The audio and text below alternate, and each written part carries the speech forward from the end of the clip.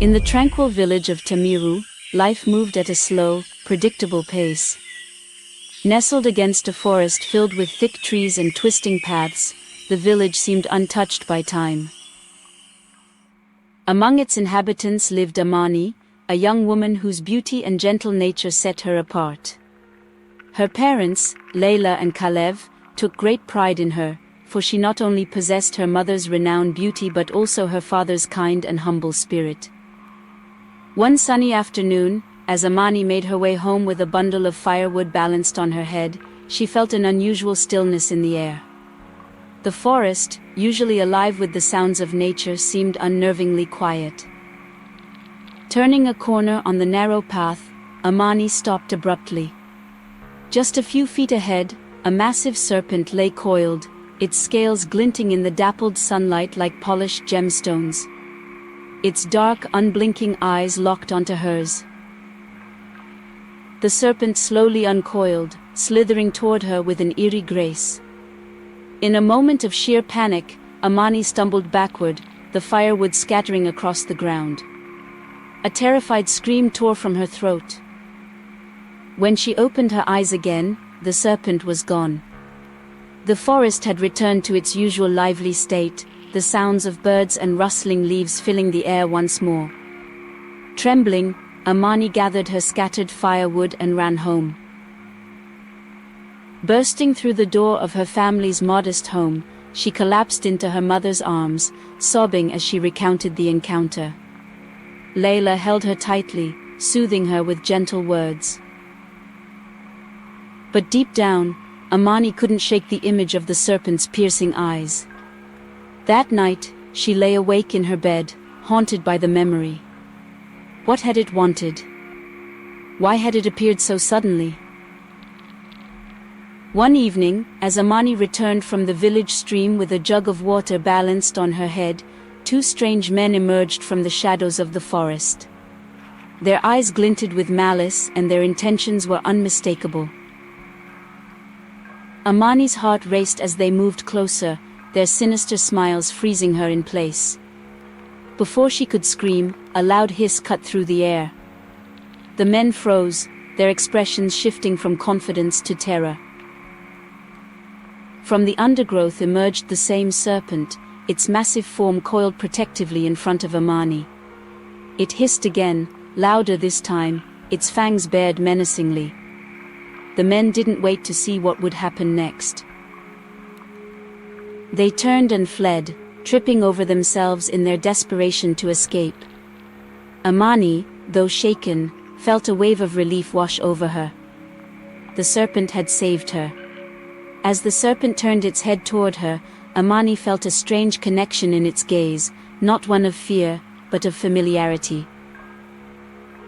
She whispered a soft "thank you" before it slithered away into the forest, disappearing as quickly as it had come. When Amani recounted the incident to her parents, Layla and Kalev exchanged uneasy glances. Whispers of the serpent protector began to spread through the village, and while some dismissed it as mere coincidence, others started to see Amani in a different light.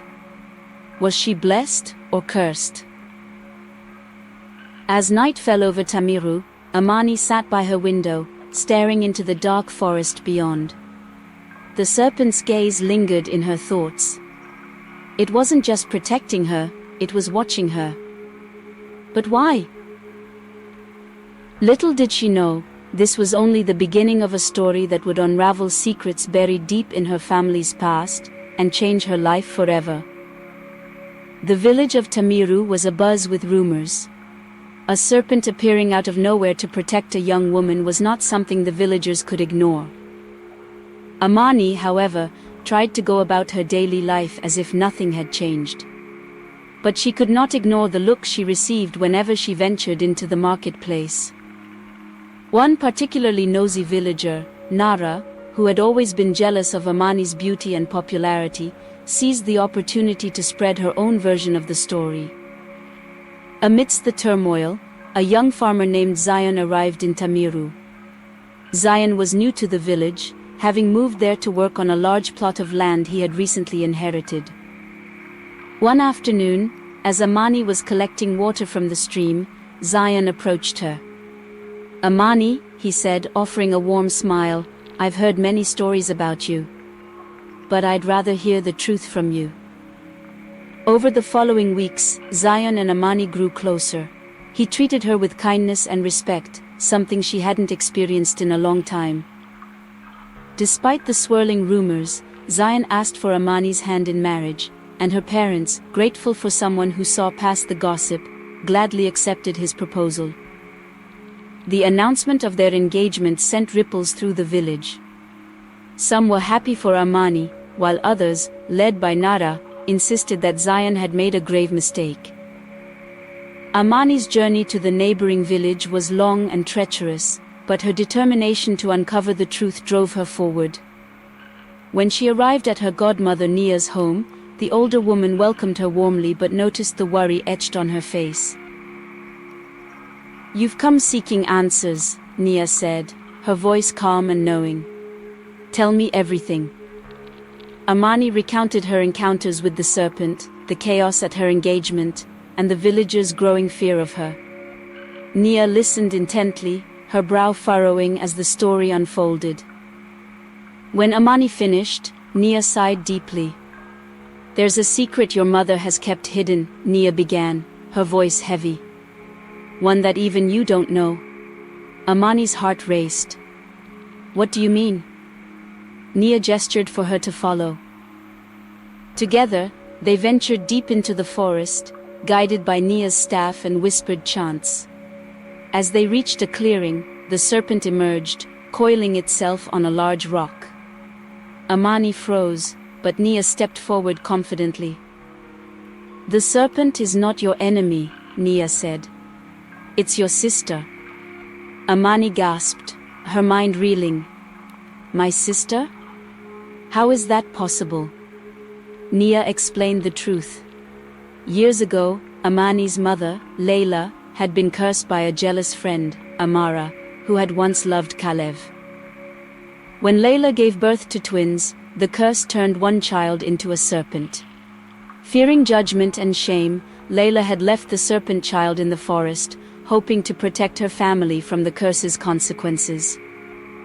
"All these years your sister has lived in the forest, watching over you," Nia said. "Her presence has been a blessing, not a curse." Tears streamed down Amani's face as the serpent began to transform. Its scales shimmered and shifted until, standing before her, was a young woman who looked strikingly like Amani. Her name was Zara. "I never wanted to hurt you," Zara said, her voice trembling. "I only wanted to protect you from harm, to be a part of your life in whatever way I could." Overwhelmed, Amani embraced Zara. "You've always been there for me," she whispered. "I'm sorry you had to suffer alone." The day of the engagement ceremony arrived, and Amani was dressed in vibrant traditional attire, her hair adorned with flowers. The celebration was in full swing, with villagers gathered to feast and dance. For the first time in weeks, Amani felt a glimmer of hope for the future. But just as Zion approached to seal their union with a ceremonial offering, a loud hiss echoed through the gathering. The serpent appeared, slithering into the midst of the festivities. Into a panic, and many fled in fear. Zion froze, his face pale, as the serpent coiled itself protectively near Amani. "What is this?" he demanded, his voice trembling. "Why does this creature follow you?" "I don't know," Amani pleaded, tears welling in her eyes. "I swear, I don't know." But Zion's fear outweighed his affection. "I can't do this," he said, backing away. "This is unnatural." With that he left the ceremony, leaving Amani heartbroken. The serpent remained for a moment longer, its dark eyes meeting hers, before it slithered back into the forest. The guests whispered amongst themselves, and by the end of the night, the village's fear of Amani had deepened. That night, as Amani sat by the fire with her parents, she made a decision. "I need to know why this is happening," she said. The serpent has been following me for a reason, and I can't live in fear anymore. Layla hesitated, a shadow crossing her face. Perhaps there is someone who can help you understand, she said. Your godmother Nia has knowledge of things beyond this world. She might know what the serpent wants. Kalev frowned. It's dangerous to go alone. I'll go, Amani said firmly. I need answers, for myself and for all of us. With her parents' reluctant blessing, Amani prepared to journey to the neighboring village where Nia lived. Deep down, she knew this journey would reveal truths she wasn't ready to face, but it was a path she had to take. As she stepped into the forest the next morning, her heart was heavy with determination. Somewhere in the shadows, the serpent watched her every move. Amani and Zara returned to Tamiru, where Layla and Kalev were waiting anxiously. When they saw Zara, Layla collapsed to her knees, overcome with guilt and sorrow. I'm so sorry, Layla sobbed. I thought I was protecting you both, but I was wrong. I failed you, Zara. Zara knelt beside her mother, placing a gentle hand on her shoulder. I forgive you. We're a family again, and that's all that matters. The villagers, drawn by the commotion, gathered to witness the emotional reunion. Nia stepped forward to address them, her voice commanding yet compassionate. This family has suffered because of jealousy and fear, she said. Let this be a lesson to us all. Instead of casting judgment, we must seek to understand and support one another. The villagers, moved by the truth and Zara's story, welcomed her with open arms. The fear and suspicion that had once divided them faded, replaced by a newfound sense of unity. Life in Tamiru gradually returned to normal, but Amani and Zara's bond grew stronger with each passing day. Together, they worked to mend the fractures in their village, teaching others the value of forgiveness, compassion, and the dangers of envy. Their story became a legend, told for generations as a reminder that love and understanding can overcome even the deepest wounds.